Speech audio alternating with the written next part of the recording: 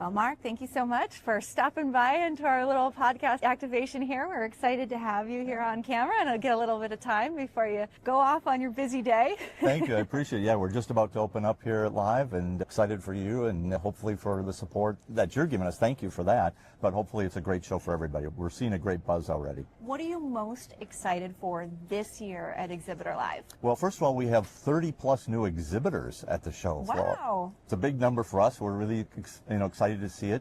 We're already selling spaces for next year, and that continues to grow faster than we expected, so that's great. And the trend is continuing for new attendees, our first timers. So as last year we had 42% of the attendees were brand new to the industry. Wow. That trend is continuing, and we continue to see the growth of it. And it's still last minute signups. We got people signing up today, and we had 2 exhibitors join us last week.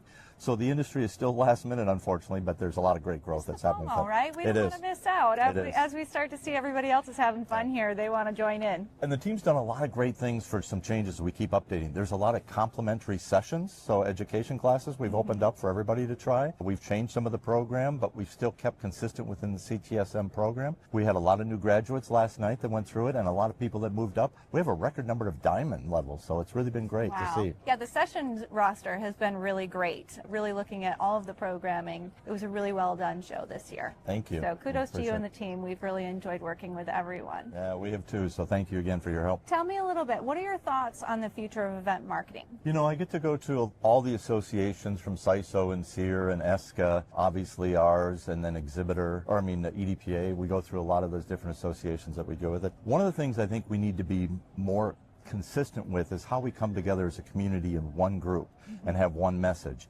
Sometimes when we go to speak to it, it becomes a little diluted if we're a show organizer or if we're actually an exhibitor or an attendee through it. But it's really one community and ecosystem that I wish we would work a little bit harder together on some of that. And that's been our approach from the exhibitor. Past exhibitor was a little more just in their circle. Sure. We want to be more encompassing with it. And there's a big event coming up at the end of May 29th, I think is the date, but it's the Advocacy Day. And we have to go to Capitol and tell our story because there's still so much of this that is not in the world or the public knowledge, and some of these decisions that are being made will drastically affect our industry.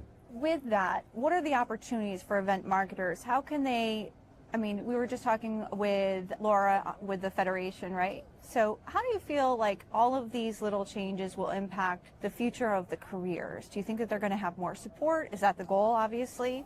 Yeah, and I think all the associations, that's a great example, are working on their initiatives for the workforce and how do we get the new workforce that's coming into play. The average age in our industry is still more my size, a little older than that, and we're going to have the big silver resignation soon. Sure. There is a lot of work that's being done there, and I'm proud to be a part of Laura. I'm on the board with her and working on some of the stuff. It's going to create more awareness. We had not only BSU and FIT here, but we had some local universities and even a couple of high school students at the event this year. Wow. And really trying to bring the awareness to this industry. If we all work together, I think, again, that'll help us even more bring people aware of it, the universities and the workforce, so they realize how great this industry is. I don't know about you, but most of us fall into this, and then we don't want to get out. It's great.